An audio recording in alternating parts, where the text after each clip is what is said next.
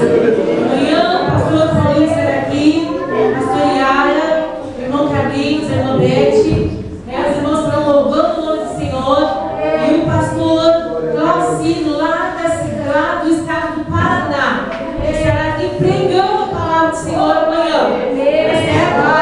Eu quero que você esteja aqui, traga mais alguém para receber a palavra do Senhor, amém? Glórias ao nome do Senhor.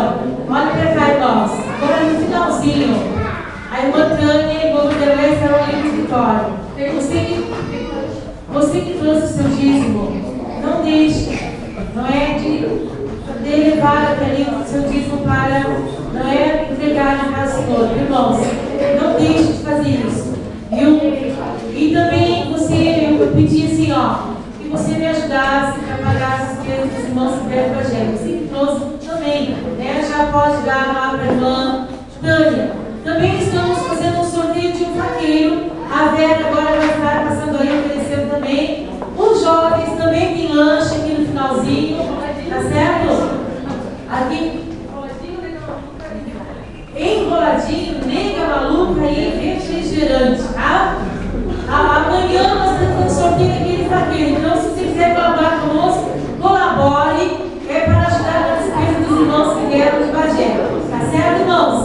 Amém? Se você quiser nos ajudar com qualquer valor, nos ajude, traga isso que eu trouxe hoje. E quem trouxe o seu dízimo, procure agora a irmã Tânia e a irmã Vanderlei lá no escritório.